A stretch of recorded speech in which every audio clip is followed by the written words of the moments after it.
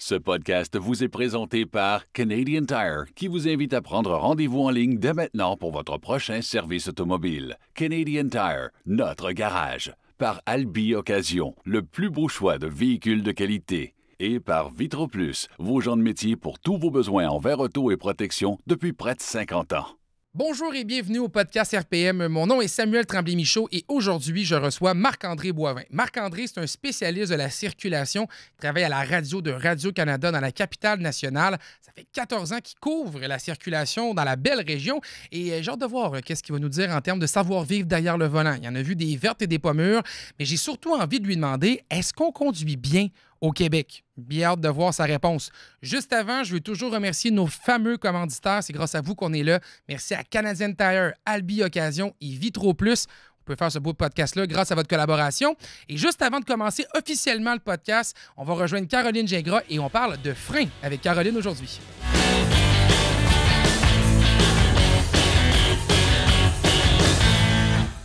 Caroline Gingras, bonjour! Hey, Samuel Tremblay-Michaud, bonjour! Tu es là en tant que spécialiste pour Canadian Tire. Tu es là pour nous donner des trucs et conseils sur les entretiens qu'on va faire sur nos véhicules.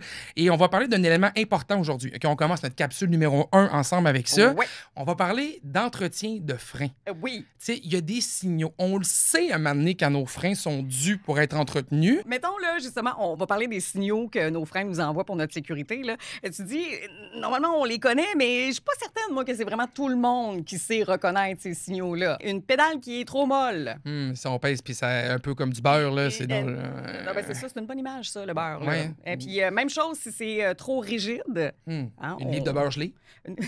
On peut toujours rester dans le beurre, si tu veux. Là. On peut naviguer dans le beurre. Non, mais tout ça, là, finalement, que ce soit la pédale qui est trop molle, la pédale qui est trop dure, les fuites, c'est vraiment pas bon signe, là, OK?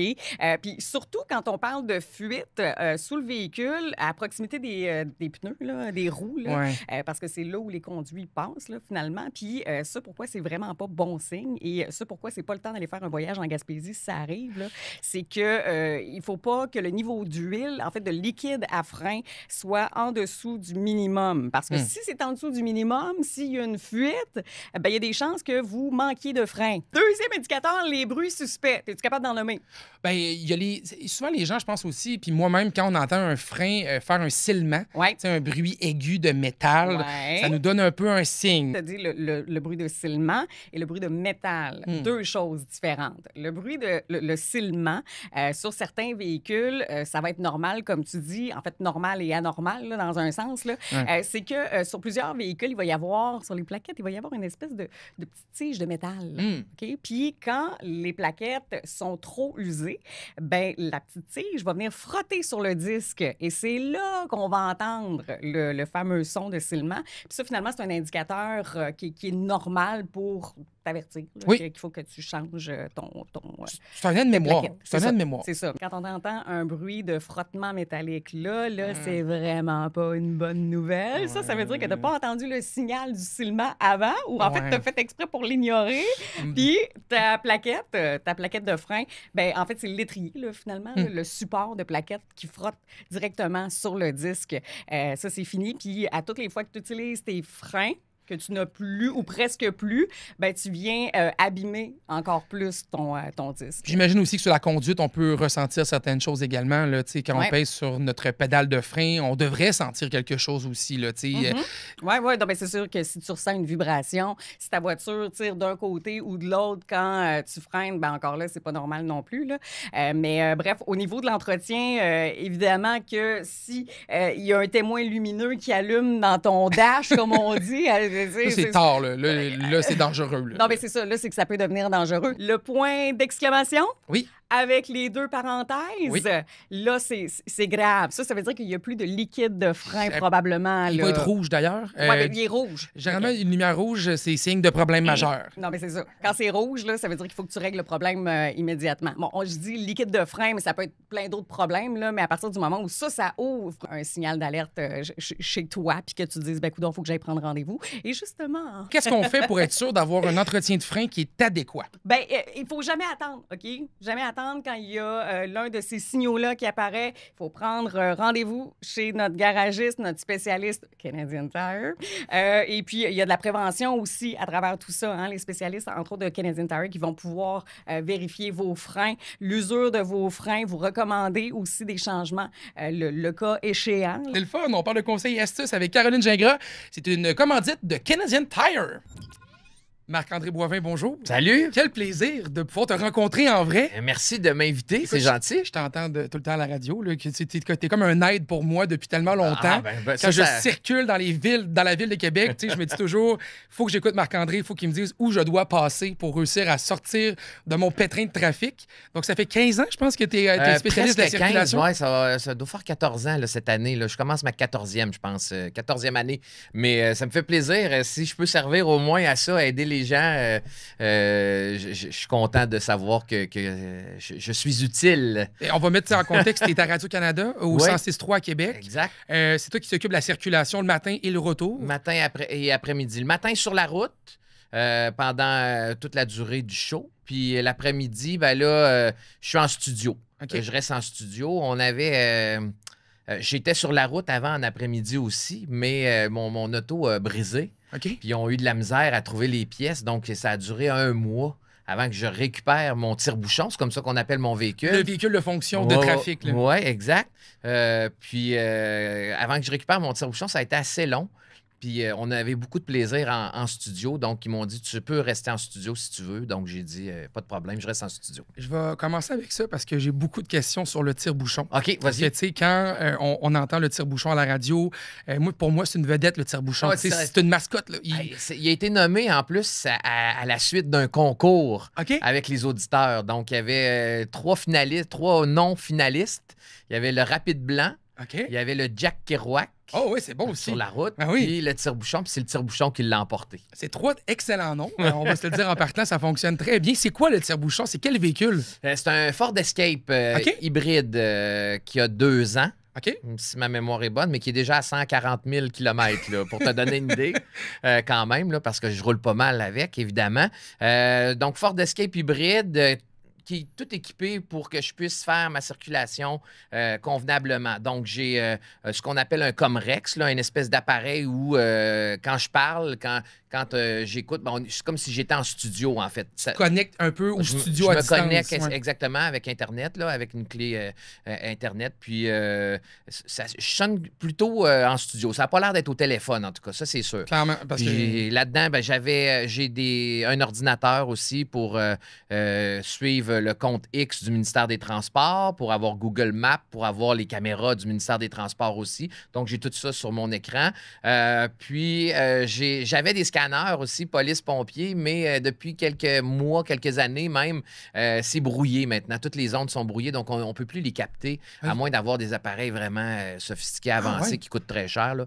Donc, on ne m'a pas rééquipé là-dedans. Là. Mais avant, je suivais la Sûreté du Québec, les pompiers de Québec, tout le temps sur les scanners. Donc, dès qu'il y avait un accident là, sur l'autoroute, j'étais au courant.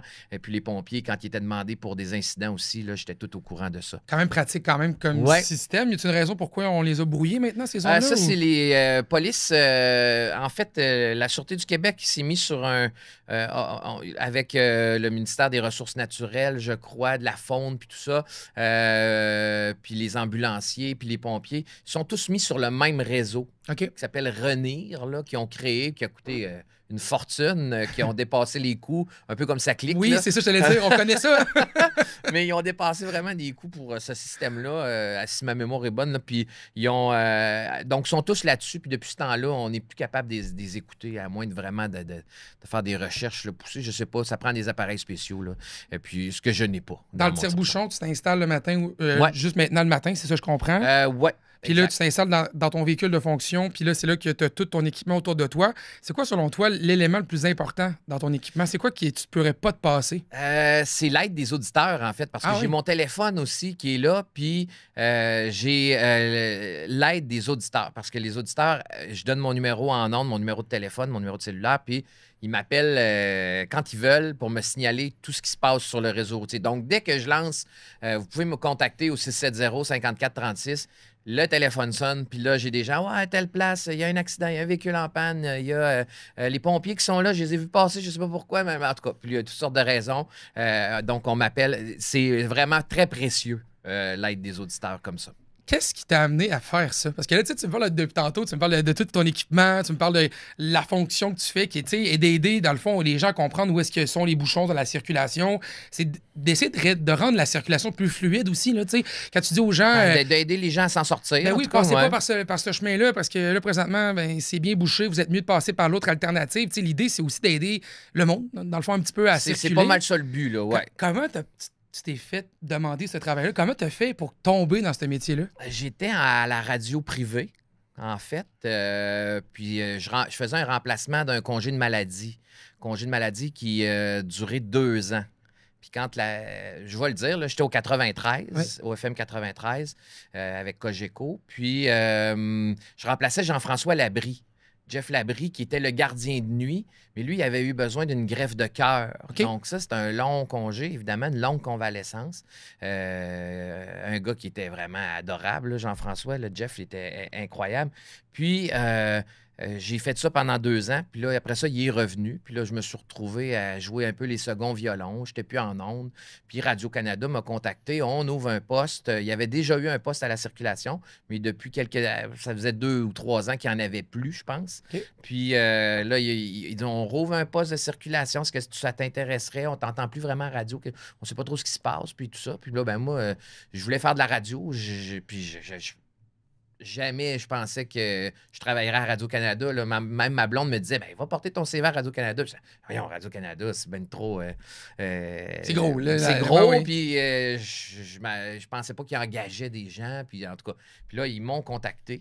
Puis j'ai rencontré les patrons, puis tout de suite, j'ai signé, mais je ne savais pas trop dans quoi je m'embarquais, honnêtement, au début. Je savais que j'allais avoir un véhicule, je savais que j'allais être sur la route, mais tu sais, j'avais jamais vraiment fait ça. J'étais au fait divers là, pour le 93. Je courais ce qu'on appelle les chiens écrasés, là, puis tout ça. Là. Donc, c'était plus ça mon travail. Donc, là, on s'est ajusté au fur et à mesure. Mais c'est comme ça que j'ai abouti à Radio-Canada dans l'émission de Claude Bernatchez, puis en après-midi à cette époque-là. Là, c'était pas Guillaume Dumas, mais maintenant, c'est Guillaume Dumas qui est là. Fait que la circulation, c'était pas nécessairement censé être ça. C'est plus arriver sur ton chemin. C'est vraiment un gros concours de circonstances, là, un hasard, là, je dirais. Ouais, j'étais pas... J'avais jamais dit, moi, je vais faire chroniqueur à la circulation un jour. Non, puis là, du coup, ça fait 14 ans, puis je me plais bien. C'est ça, aimes-tu ça, faire ça? Oui. C'est quoi qui te stimule d'être la personne responsable de la circulation pour une station de radio? Je te dirais que j'ai un petit peu, pas carte blanche, là, mais tu sais, il me laisse aller dans ma folie, parce que je suis un peu niaiseux. Là. J'aime ça, faire des blagues, puis faire mon comique, puis tout ça. Puis ça, on me donne... on me met pas de bâton dans les roues, je vais le dire comme ça. Donc, si ça me tente de faire des blagues, d'agacer mon collègue Martin qui est aux nouvelles, on aime ça, on aime beaucoup ça, cette espèce de relation-là. Donc, il me laisse aller là-dedans, puis je suis là l'après-midi en studio aussi pour rebondir sur tous les sujets. Tu sais, fait que ça me stimule beaucoup. L'équipe est bonne, l'équipe est le fun. C'est tout ce que vous entendez à la radio, c'est un peu ce qui se passe aussi en dehors de la radio. On est très, on est des amis, puis on fait de la radio ensemble. Donc, ça me dérange pas de me lever le matin, puis je me lève de bonne heure quand même. Très tôt, j'imagine. C'est à quelle heure tu te lèves le matin? C'est 4 heures. OK, 4 heures, on est debout, puis je m'en vais à la station à 4h30, je suis 4h45, je suis à la station. Tu commences à regarder les cartes routières à 4 heures, j'imagine, c'est assez tranquille. Oui, c'est assez calme, mais je prépare. Il y a des travaux tout le temps dans la journée, donc je prépare une petite liste de travaux. J'essaie de répondre aux questions des auditeurs aussi. Donc, si des questions de mobilité, questions en lien avec le transport, peu importe, là, on essaie de répondre à peu près à toutes les questions des auditeurs. Oui, puis tu sais, c'est un segment que je connais, là, ça s'appelle les chroniques à cœur ouvert. Les cœurs ouverts, c'est ça que tu fais, que tu réponds à des questions sur la mobilité. Puis ça te demande-tu une espèce de réflexion différente ou comment tu travailles sur ces questions-là? Ça ressemble à quoi, mettons, les genres de questions que tu peux recevoir? Ça peut aller de pourquoi un chien sort son nez par la fenêtre quand tu es en voiture à pourquoi les travaux à tel endroit, personne ne travaille puis ça se règle pas. Donc, puis on fait appel aux spécialistes. Tu sais, dans le fond, moi, je suis comme la courroie de transmission. Je prends la question, puis là, si c'est une question que auxquels les policiers peuvent répondre, mais je vais contacter les policiers, je vais parler avec eux, puis là, eux, ils vont me dire, ben, telle affaire, telle affaire, telle affaire. Si c'est le ministère des Transports, j'ai des bonnes relations avec les porte-paroles du ministère des Transports aussi. Sinon, ben, pour le chien, on avait appelé un vétérinaire. Fait que tu vas chercher de l'information un peu partout. Exact, comme ça. Donc, il y a toutes sortes de choses, mais moi, tu sais, c'est plutôt de faire la recherche, puis après ça, d'amener la réponse en ondes. Depuis quelques mois, on a ajouté des petites vidéos verticales aussi sur le web. OK. Donc là, comme cette semaine, on va en faire une pour expliquer les feux prioritaires pour les pompiers. OK, oui. L'espèce de lumière qui flash. Là. Exact, Ouais. exact. Donc, on a les feux pour les autobus aussi qu'on a déjà fait, là, les petites barres que vous voyez là, sur les feux de circulation. Les barres blanches. Là. Ouais, pour les autobus du RTC. On l'a fait en vidéo verticale pour expliquer aux gens un peu comment il faut réagir avec tout ça. On va faire la même chose pour les pompiers qui ont priorité, mais tu sais, des fois, le feu peut être au rouge un petit peu plus longtemps parce que les pompiers s'en viennent, puis la lumière clignote. Donc là, ils ont priorité, donc on laisse le champ libre pour les pompiers. Donc c'est tout ça là, qu'on essaie d'expliquer. Il y avait aussi récemment un qui a fait beaucoup réagir, c'est les espèces de corridors verts de vélo. Oui. Certains feux de circulation, tu as comme une case verte, là, vraiment, là, sur lesquels les véhicules empiètent quand ils arrivent au feu de circulation, alors qu'ils sont supposés se tenir en arrière. Puis ça, on a tout expliqué le fonctionnement de ça parce que les gens, et cyclistes et automobilistes, ne comprenaient pas trop ce qui se passait. C'était nouveau un peu. Donc, ça fonctionne, dans le fond, il ne faut pas que la voiture soit sur la zone verte? Exactement. Les cyclistes ont la priorité, puis après ça... c'est comme un couloir de protection. Exactement, en plein ça. Donc, mais que... beaucoup... T'es pas mal bon. Non, mais je suis à l'écoute. Mais les automobilistes ne le respectent pas, ça. Ouais. Donc, on l'expliquait là, durant cette vidéo, dans cette vidéo verticale-là. C'est comme Marc-André, je trouve que pour quelqu'un qui n'était pas censé faire de la circulation, tu as l'air d'en manger maintenant. Tu as l'air de quelqu'un qui a de l'intérêt beaucoup. Là. Je te dirais que je suis là-dedans 8 heures par jour. Là, pas le choix. Là, je m'y connais un petit peu plus qu'à mes débuts, je dirais. Bien, clairement, puis ça m'amène justement à me poser comme question, qu'est-ce que tu as fait comme formation pour tomber dans ce poste-là? J'ai comme l'impression que ce que tu fais comme travail, c'est un peu un travail qui n'existe pas. Il n'y a pas personne vraiment qui fait ce genre de spécialisation-là en circulation. On en a dans les grands centres urbains. Il y a quelques personnes, il y a une poignée de gens, mais souvent, c'est l'animateur de la station de radio qui va aussi lire rapidement la circulation, mais pas aussi poussé que ce que toi, tu fais. J'ai pas étudié là-dedans. Là. Non, c'est ça. Non, t'es-tu étudié en carte de la route? Non, je ne suis pas le fondateur du gestionnaire artériel non plus. En fait, j'ai un diplôme en journalisme. Moi, je suis allé à l'Université Laval, ici à Québec, en communication. J'ai fait l'option journalisme, puis j'ai fait un bloc complémentaire en français puis en sciences politiques. Okay. Donc, qui n'a pas vraiment de lien. Mais dès l'université, j'ai commencé à faire de la radio. Puis ça... j'écoutais beaucoup quand j'étais jeune dans l'autobus, quand on allait à l'école, des trucs comme ça, la jungle, puis le zoo, puis tout ça. Puis la radio, moi, ça me fascinait. J'ai toujours trippé sur ce médium-là. Puis je pensais jamais en faire, mais là, à l'université, j'ai commencé à en faire. Après ça, j'étais à CKRL aussi, un peu de radio communautaire avec des émissions de rock francophone. Puis ensuite, c'est ça. Là, j'ai été journaliste pour Canoë. Okay. Puis après Canoë, ils licenciaient tout le monde à Québec. Ils n'ont pas retenu nos services. Et puis... moi, on m'a dit d'aller rencontrer quelqu'un au 93. Puis là, c'est là que l'histoire est arrivée, que tu es tombé un peu. Mais c'est intéressant parce que, tu sais, des fois, je me demande si... Tu sais, je me suis tellement souvent posé la question, comment on fait pour avoir ce genre d'emploi-là? Puis, dans le fond, ce que je comprends, c'est qu'il faut que tu sois un mordu de radio, il faut que tu aies peut-être une formation en communication, il faut que tu sois capable d'être un bon communicateur, puis à quelque part, il faut que tu aies envie de découvrir des nouvelles choses, parce que, tu sais, les questions à cœur ouvert, ça t'amène à chercher, c'est la curiosité aussi qu'il y a là-dedans beaucoup, là. Moi, je suis quelqu'un de curieux, ça, il n'y a pas de doute. Je sais pas si ça prend... Je pense pas que ça prenne un bac en communication absolument pour en faire, mais il faut que tu aies des aptitudes là-dedans, assurément. Tu connais bien ta ville aussi, les grandes artères. En tout cas, pour le trafic, je ne sais pas. C'est sûr que oui, mais pour faire de la radio en général, tout le monde peut en faire, j'imagine. Oui, à quelque part, oui, je pense. Mais c'est sûr que moi, j'ai étudié pour faire journalisme, puis la radio, c'était quelque chose que j'adorais. Donc, Comment on est comme. Parce que, tu sais, toi, tu passes tes journées à analyser la circulation de la ville de Québec, tu sais, mais c'est un peu pareil aussi à Montréal. Tu sais, on a des bouchons un peu partout dans le Québec, là, tu sais. Comment on est dans la ville de Québec comme automobiliste? Selon toi, est-ce qu'on est des bons automobilistes ou. Oh là là, c'est une belle question. Est-ce qu'on est des bons automobilistes? Je pense pas. OK. Non, honnêtement. Sors-moi tout, je veux tout savoir. Là, je vais pourquoi? me faire tirer des roches. Hey, je vais être avec toi sur moi, pas de problème. OK. Premièrement, on est très impatient, je trouve. Oui. On est très, très impatient. Moi, c'est pas rare que je me fais pousser dans le derrière.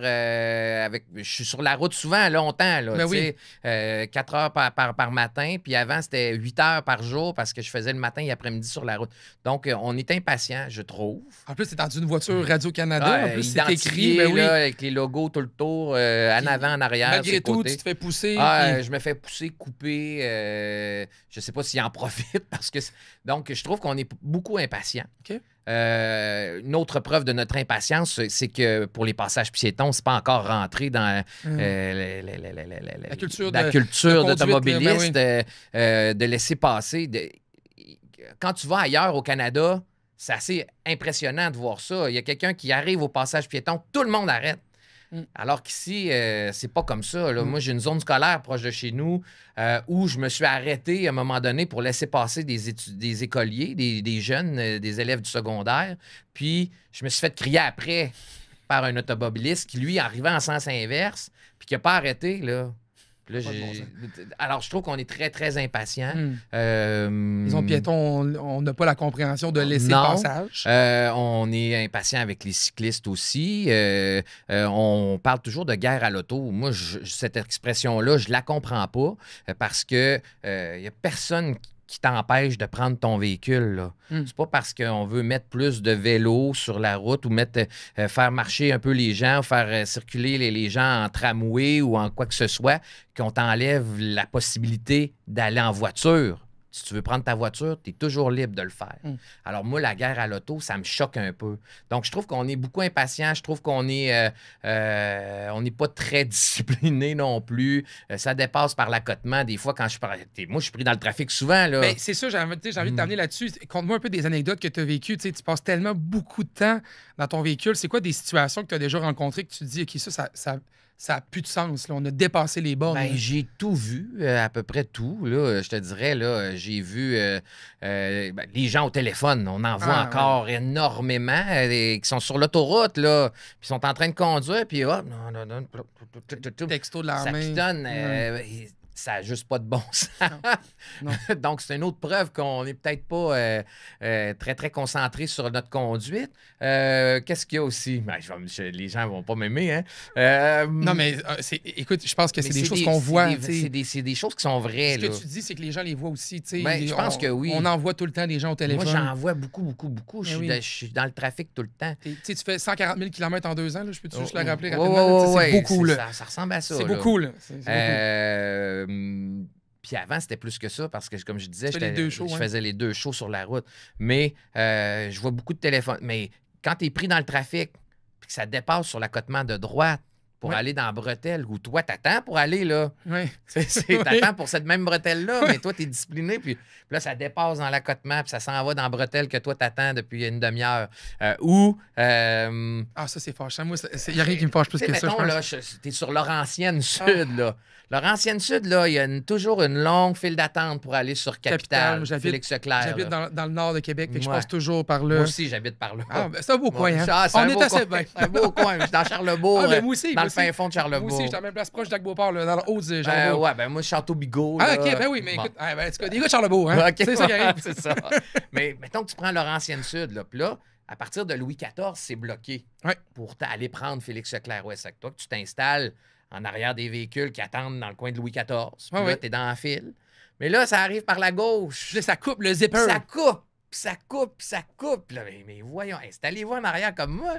Tu sais, il y a beaucoup de ça, je trouve. Il y a beaucoup de gens qui pensent beaucoup à eux sur la route, pas aux autres nécessairement. Exactement. Je pense que ça se résume de même. Alors qu'on est supposé partager la route. Ils le disent, le partage de la route. Tu connais la technique du zipper? Oui, dans le trafic. Chacun son tour. Ouais. Qu'en penses-tu? Parce que ça fait polémique.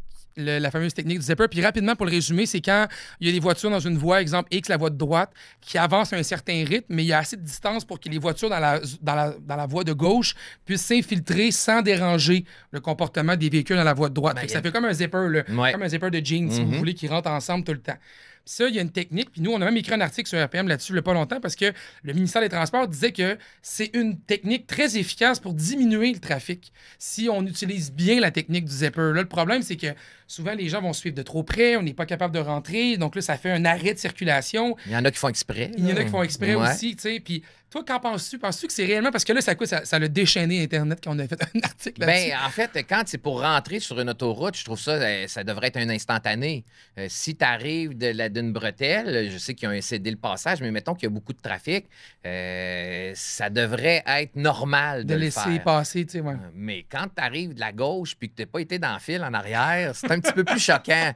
Je comprends que ça peut faire polémique à ce moment-là, mais je ne savais pas qu'il y avait une polémique là-dessus, pour vrai. Absolument, parce que, tu sais, il y a comme un discours officiel qui est c'est correct de faire la technique du zipper, il n'y a pas de problème de le faire. Mais de l'autre côté, je pense qu'il y a beaucoup de gens comme toi et moi qui s'enragent de se faire dépasser quand tu t'as pris la peine d'attendre dans la voie. Quand on est sur une autoroute de 2 voies, là, admettons, oui. Puis là, hop, il y a des travaux dans la voie de droite un petit peu plus loin. Oui. Donc là, tout le monde, Fait que la technique du zipper, c'est normal. Ça devrait être un instantané, puis tout le monde devrait le faire sans problème. Je pense que oui, mais tu as sûrement déjà vu ça, toi qui as fait autant de routes. Les gens, justement, une zone de travaux, c'est un exemple parfait. Les gens doivent changer de voie pour aller dans l'autre voie, vu que la voie qui sont est barrée. Mais là, les gens veulent pas les laisser rentrer dans leur voie. Là. Ben oui, ben ça, les véhicules accélèrent, puis là, ils collent l'autre véhicule en avant pour pas laisser rentrer. C'est un peu ce que je te disais, là, notre indiscipline et notre impatience sur la route. Je trouve que ça en fait partie aussi. Qu'est-ce qu'on pourrait faire, tu penses, pour essayer d'améliorer nos comportements routiers? Moi, je parle avec quelqu'un qui a mangé du kilométrage. J'en ai plein de questions de même. Accroche-toi. Là. Mon dernier tire-bouchon, il y avait 380 quelques mille kilomètres quand même. C'était quoi l'ancien? C'était un autre Ford Escape hybride. Puis là, lui, il n'a pas brisé. Là. Lui, en fait, je l'ai démoli dans un accident quand même majeur. Dans la côte d'Abraham, dans ce coin-là, du frein Montmorency, pas du frein Montmorency, Honoré-Mercier, à l'intersection côte d'Abraham et du frein Montmorency. Oui, c'est donc, il a glissé j'ai eu un gros accident. Ah, oui? Non, j'ai tourné pour aller prendre la côte d'Abraham. Je descendais Honoré-Mercier. Puis, je sais pas, je pense que ma lumière était rouge, puis j'ai été distrait. OK, moi, t'as tourné. J'ai tourné, mais là, il y a des véhicules qui arrivaient du frein Montmorency qui montaient vers Honoré-Mercier, puis il y a une pauvre dame qui a heurté mon véhicule, mais là, qui l'a démoli.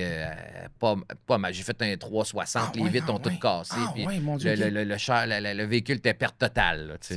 Puis toi, t'étais correct après? Gros choc nerveux. J'espère, mais à part ça, indemne. La madame, elle était blessée plus que moi, j'ai l'impression. J'ai pas eu de ses nouvelles après, je sais pas. Je pourrais pas dire. Ah ouais, je savais pas que c'était arrivé ça. Puis t'as-tu eu peur après ça de reprendre la route? Vu que c'est en plus dans un travail, c'était quand même ta fonction, là? J'ai pas eu peur de reprendre la route, ça a bien été. Mais le chandail que je portais ce jour-là, je l'ai jamais remis. Ah ouais? Je sais pas pourquoi. Okay.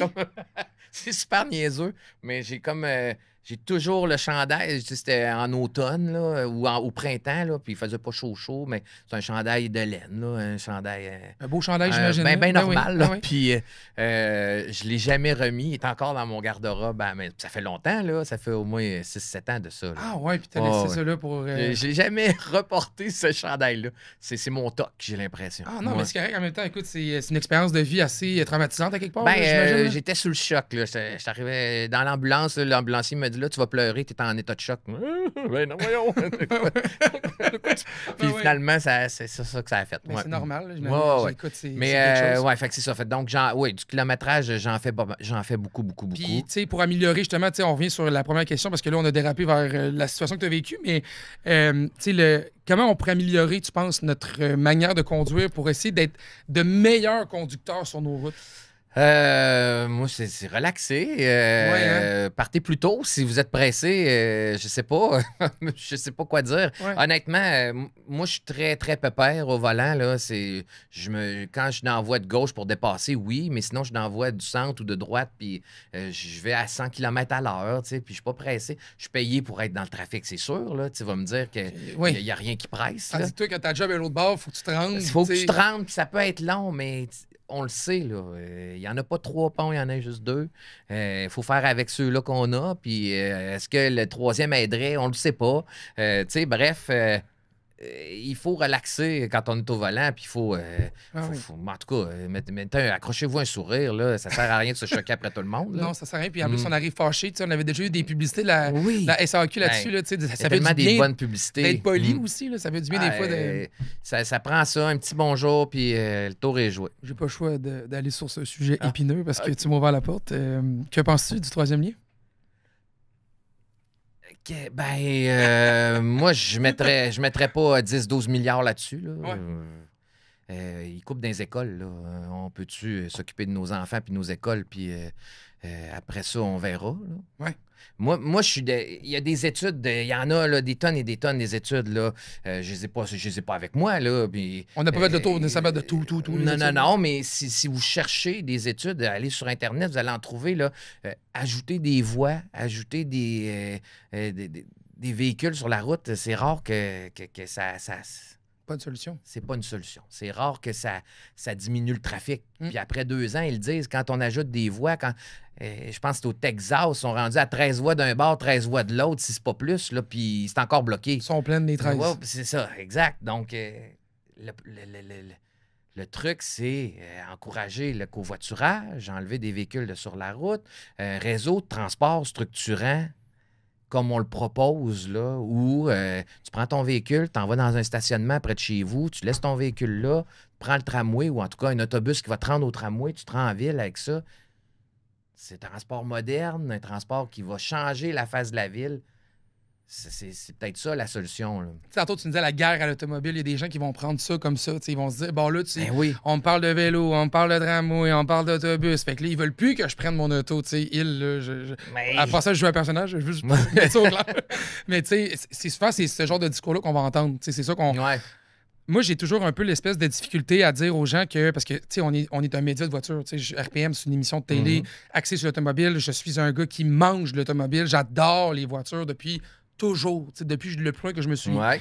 Mais je suis conscient aussi que pour réussir à avoir une fluidité, même pour la circulation automobile, ça prend de la diversification des moyens de transport. Ben oui. On peut pas juste se dire qu'il y en a une solution, il n'y en a pas juste une, ça en prend plusieurs. Puis moi, c'est là que j'ai de la misère des fois quand on parle avec des gens qui nous disent qu'on fait la guerre à l'automobile, c'est que ça devient difficile un peu de...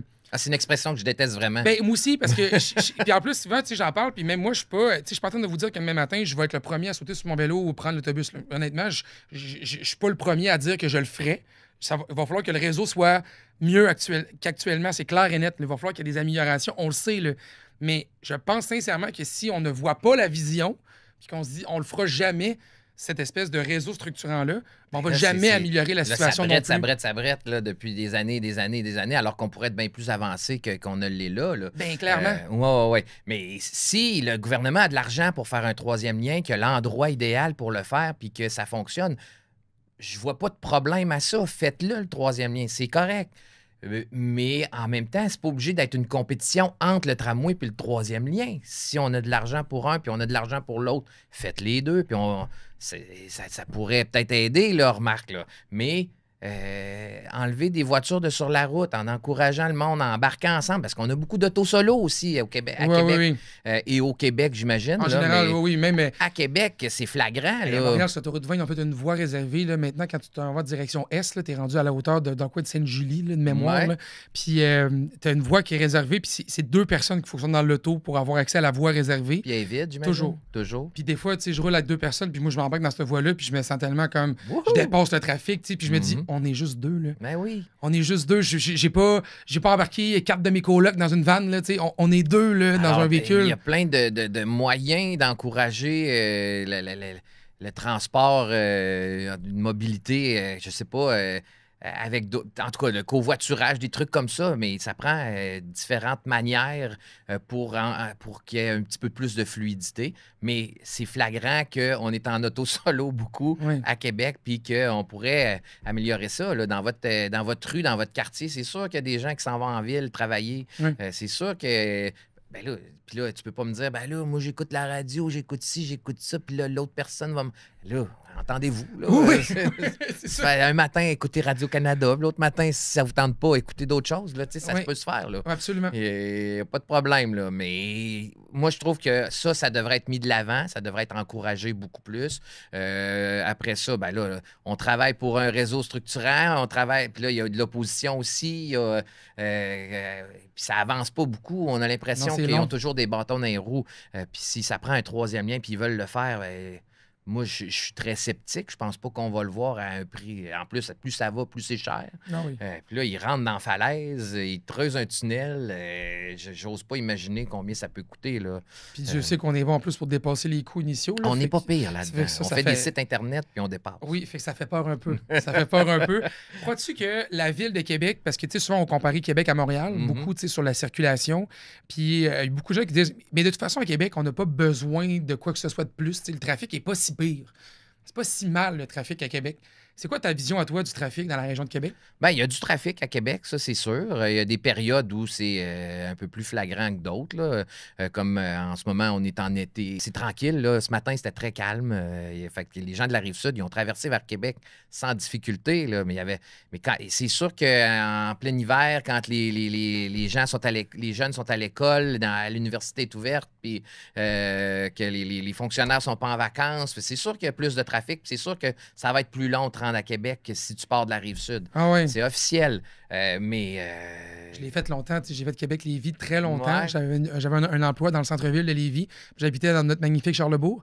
Donc, le temps que je fasse ce route-là, ça pouvait me prendre 1h15, 1h20 faire la route. J'ai pas de doute. À partir, puis je t'écoutais à la radio, puis des fois, je pleurais quasiment dans mon char parce que tu me disais que c'était bouché sur le pont. Puis j'étais comme, je m'en vais vers là, je le sais que c'est plein. On est à une panne près que ça prenne 1 heure, là, c'est sûr. Dès qu'il y a une voie en moins sur le pont à l'heure de pointe, si t'es dans le sens du trafic, c'est fini. Là. Ça va s'allonger jusqu'à Capitale, direction sud, là, pour Henri IV, l'après-midi. Puis c'est l'inverse sur la Rive-Sud aussi, c'est sûr. Mais la question de base, c'était... c'est parce qu'il y a plein de bonnes questions, mais là, celle-là, c'était surtout de savoir est-ce que la Ville de Québec est assez... elle a un bon niveau de trafic, selon toi? Il y a un bon niveau de trafic. Je pense que oui. Un bon achalandage. Il y a beaucoup de monde sur la route, mais comme je le dis, faut proposer des solutions. Puis si ça te prend 1h30 de Val-Bélair à la ville en autobus, c'est sûr que tu vas prendre ta voiture. C'est officiel. Il faut qu'on fasse quelque chose pour améliorer ce problème-là. Parce que je sais, moi, j'étais fonctionnaire pendant une couple d'années aussi avant d'être à la radio. Puis je partais de Charlesbourg, puis ça me prenait avec l'autobus, ça me prenait quasiment 1h15 pour me rendre en ville. On peut comprendre les gens. Moi, ça me dérangeait pas. J'avais un bon livre, puis j'écoutais la radio dans mes écouteurs. Mais il y en a que c'est trop long. Puis aussi la situation, t'es un père de famille, il faut t'importer tes enfants à la garderie. C'est un autre problème. T'arrêtes de faire l'épicerie le soir. Si tu vis pas dans un quartier qui est bien aménagé non plus, tu peux pas vraiment faire ça en transport en commun. Oui, tu peux, mais ça prend du courage. Mais ouais, c'est ça. Ça prend plus de temps, c'est sûr. Donc, il faut améliorer ce côté-là pour améliorer le trafic. Il faut diminuer l'auto-solo, assurément. Moi, je pense qu'en enlevant des voitures, c'est une des manières où tu vas améliorer le trafic. Puis, je suis sceptique quant à l'ajout de voies et à l'ajout d'autoroutes ou de ponts. Ouais, moi, je suis un petit peu sceptique, je pense. Sur la fluidité, puis surtout au prix que ça va coûter, je pense pas qu'on va le voir. T'es quelqu'un qui est arrivé dans l'univers de la voiture un peu par la bande, là, parce qu'à la base, t'étais pas nécessairement une personne de voiture, mais j'ai envie de découvrir un peu, voir si t'as quand même eu quelques souvenirs avec l'automobile. T'as-tu une relation quelconque avec les voitures? T'as-tu déjà, mettons, un bon vieux souvenir là, en lien avec l'automobile? Je me souviens les véhicules de mes parents, là, qui sont encore en vie, là, mais tu sais, les premiers véhicules, on avait...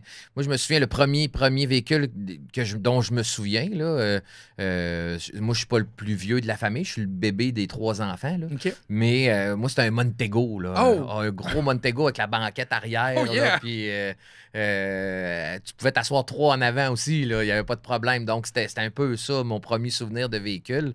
Mais mon père n'a jamais été un gars de char non plus. OK. Donc, nous autres, c'était pas important. T'sais, on en avait un, on s'en servait. On avait besoin. Mais mon père passait pas son samedi après-midi à le laver puis à le chromer. Puis, OK. tu comprends? C'est pas comme moi, mettons. Là, Non, OK, c'est ça. Fait que moi, je suis pas de même non plus. Là. Moi, je me promène en Kia, Sedona.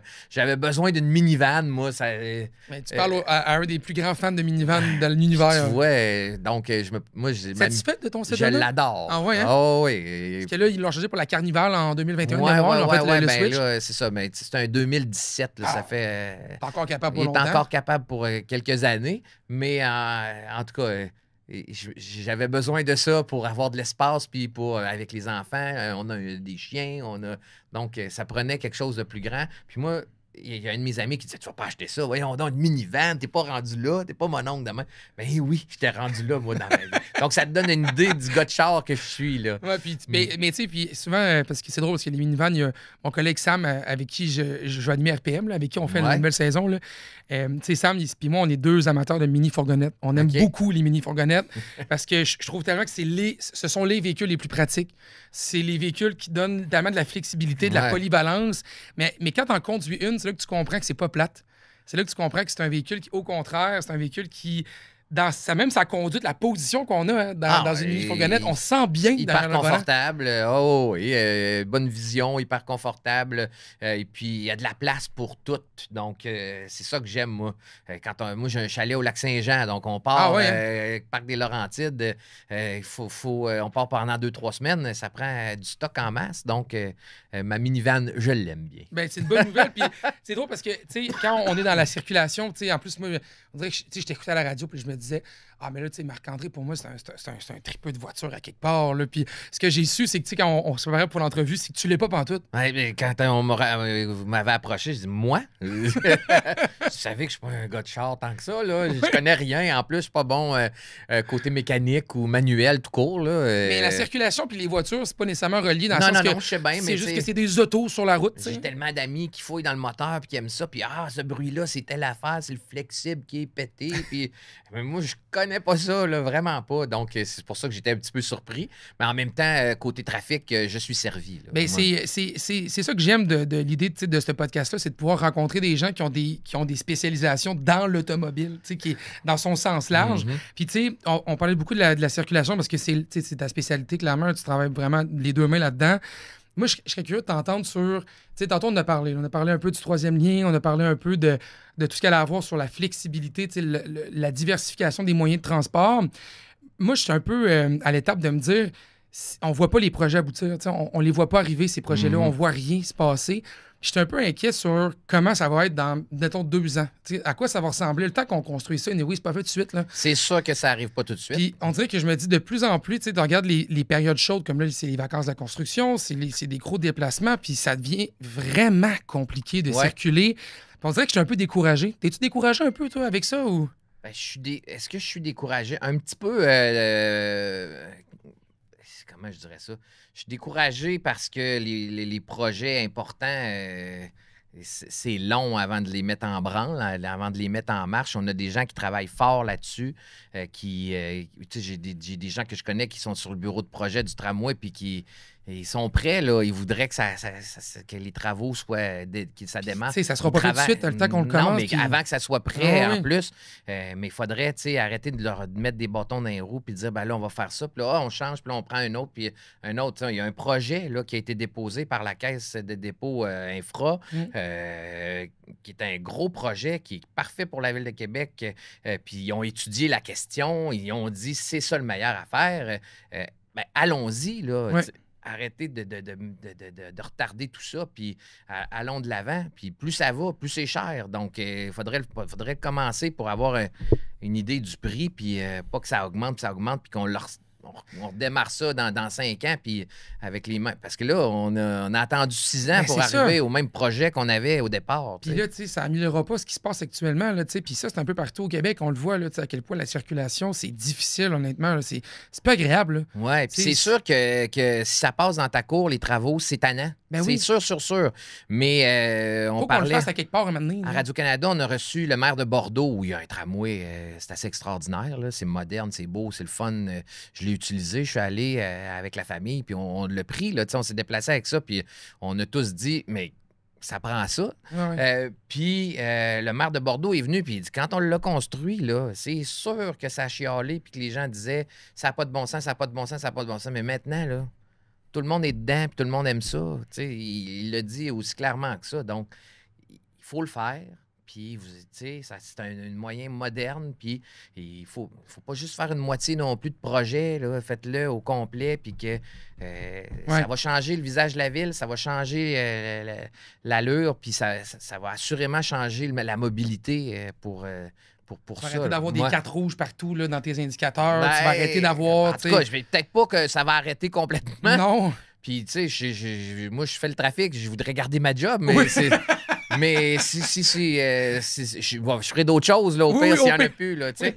Mais c'est sûr que ça va être un coup de main. Ça va donner un coup de main. Ça, Oui. ça réglera pas tous les problèmes, mais c'est sûr que ça va donner un coup de main.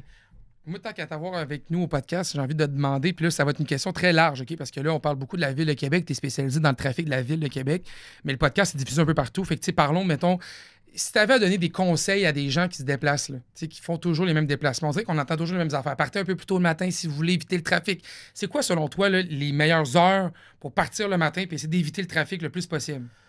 Conseils, astuces. là, tu sais. Ouais, ben pour Québec, là, parce que Oui. moi, je fais à Québec, là, parce que je fais pas le trafic à Montréal. Ça a l'air compliqué assez tôt à Montréal, Moi, d'ailleurs. je pense à minuit. Là. C'est- Donc, ça donne Ouais, une idée. c'est ça. Mais à Québec, ben, si tu pars de la Rive-Sud, puis tu pars de la route du président Kennedy pour te rendre à Québec, il y a toujours la traverse.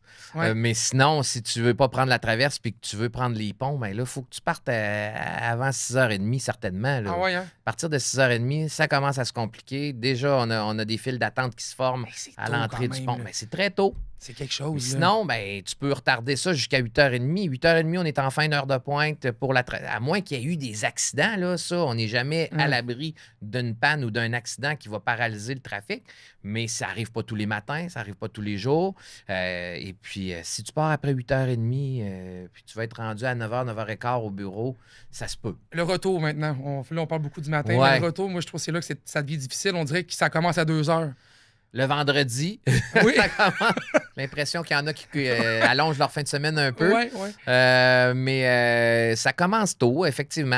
T'es à 15h, en tout cas. Moi, quand j'entre en onde, il y a souvent des bouchons. Félix Leclerc, ouest-est, dans les deux directions, ça commence à bloquer. Pour Laurentienne Sud, Bretelle-Capitale, Bretelle-Félix Ouais. Leclerc-Ouest, ça commence à être chargé. Puis à l'entrée des ponts, c'est encore pas si mal. Mais à 15h15, 15h30, la traversée vers la Rive-Sud commence à être Il bloquée. y a vraiment une différence de minutes, là, quasiment. Là. C'est, tu sais, Oui, c'est pas très long. Ça se détériore assez rapidement. Ben oui. Ouais. Puis ça, à partir de 17h30, Ben, c'est là, long, 17h40, ça commence à être de mieux en mieux là, sur l'ensemble du réseau, mais ça se prolonge souvent au-delà de 18h. Tu vois-tu une différence entre le matin et le soir en termes de quantité de trafic? Oui, J'ai comme l'impression que le soir, c'est pire que le c'est matin. pire. Pourquoi? Ben, en fait... C'est le même monde dans ma tête, là. Tu sais, c'est le même monde que le matin, ils sont partis. Il y a peut-être plus de monde parce qu'il y en a qui partent pas le matin puis qui vont aller faire des commissions en après-midi puis qui vont revenir. Tu sais, il y a un peu de... Ah, OK. Tout le monde ne travaille pas aux mêmes heures non plus, mais l'après-midi, j'ai l'impression que tu as le trafic, pas juste de bureaux, tu as le trafic de gens qui s'en vont faire une épicerie, qui vont chercher les enfants à la garderie, qui vont... j'ai l'impression qu'on a un peu de tout.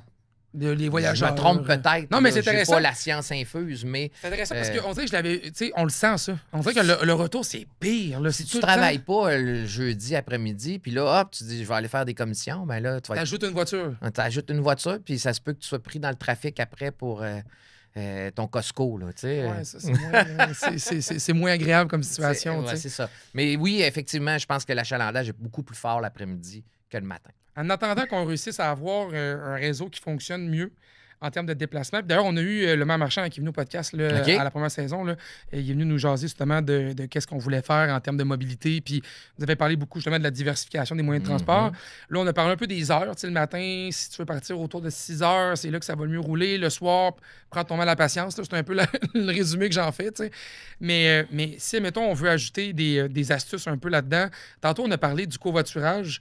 C'est une solution qui est très efficace aussi, mais qu'on parle pas beaucoup, je trouve. On dirait qu'on n'en parle pas énormément de ça. Ouais, je suis d'accord. Puis toi, mettons, selon toi, est-ce que pour du court terme, avant d'avoir un réseau qui se tient, là, ça serait une voie à choisir? Ben, je pense que oui. Si plusieurs personnes adoptent cette pratique-là, t'enlèves une voiture sur deux. Ouais, c'est ça. Ça met toujours un peu à ça. Il Ben faut toujours enlever le plus possible le nombre de véhicules. Là. C'est encore là, il y en a qui vont te dire c'est la guerre à la voiture, la guerre à l'automobile. Ouais. Mais c'est pas ça. C'est juste, tu veux te rendre à la maison plus rapidement.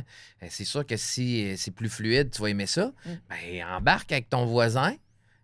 Ou avec ta femme, au lieu de prendre 2 voitures séparées, tu sais, puis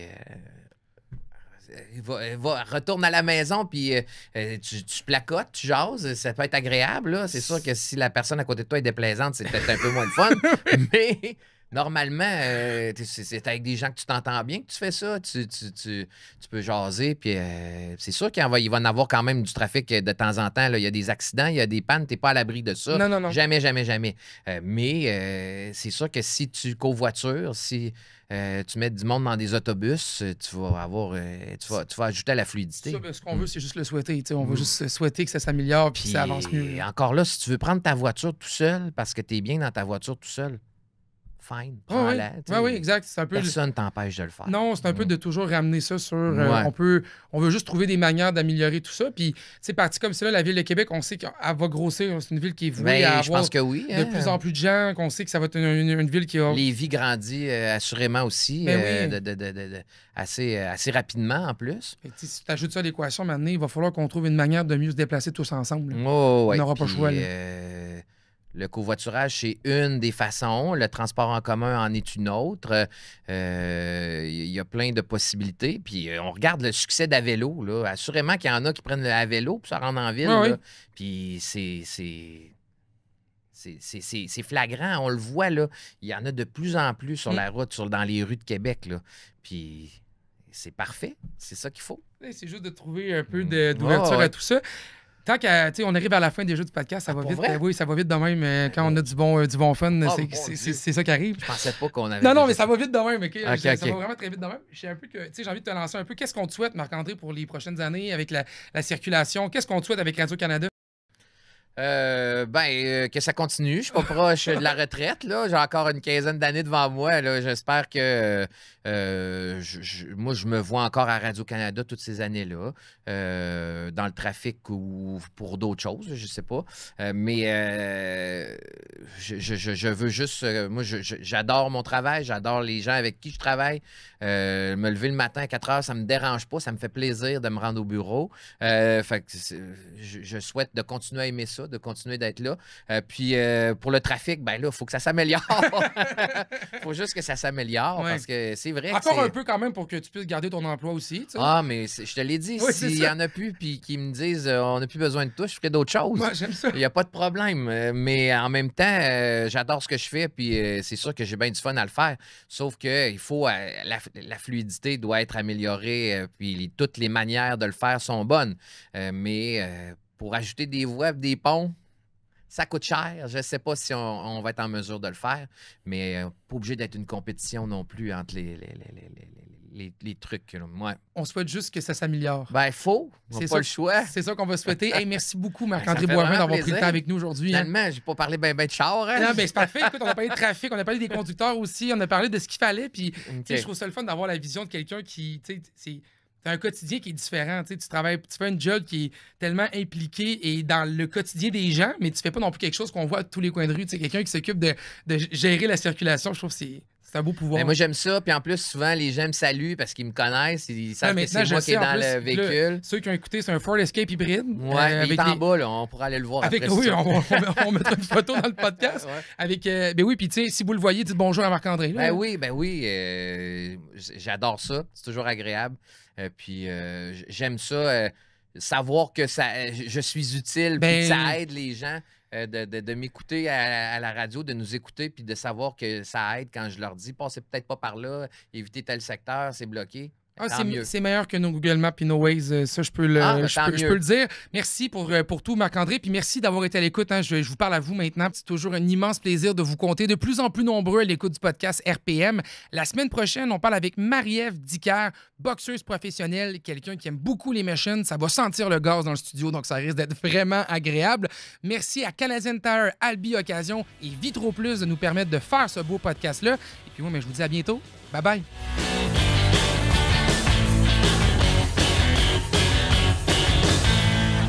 Ce podcast a été présenté par Canadian Tire, notre garage, par Albi Occasion, avec le meilleur taux, on vous attend, et par Vitro Plus, vos gens de métier depuis près de 50 ans.